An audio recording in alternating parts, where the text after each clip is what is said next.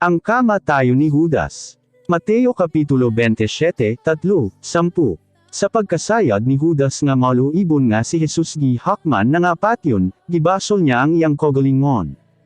Miadto siya sa kadagkoan sa mga pari ug sa mga pangulo sa mga Hudyo aron niuli ang 30 ka buok kwarta nga pilak. Mingon siya, nakasala ako tungod kay gitugyan ko kaninyo ang tawo nga walay sala. Mitubag sila, unsay among labet. Imo ka na nga tulubagan. Giitse ni Judas ang kwarta didto sa sulod sa templo. Anya migawas siya ug naghikog pinaagi sa pagbitay sa iyang kaugalingon. Gipamunit sa kadagkoan sa mga pari ang kwarta ug mingon, kini nga kwarta dili isulod sa panudlanan sa templo kay supak kini sa atong kasugoan tungod kay mao kini ang kwarta nga gibayad aron ipapatay ang asa ka tawo. Nagkauyon sila nga ang kwarta ipalit sa yuta ni adtong magbubuhat og kolon aron buhaten nila lubnganan alang sa mga langyaw.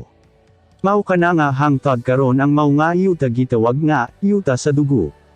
Ni adtong hitabo anatuman ang panagna ni propeta Jeremias nga nagaingon, gikuha nila ang 30 ka buok kwarta nga pilak, ang kantidad nga gikasabutan sa mga kaliwat ni Israel nga ipalit kanya, ug ang kwarta gipalit nila sa yuta ni adtong magbubuhat og kolon, sumala sa gisugo kanako sa Ginoo.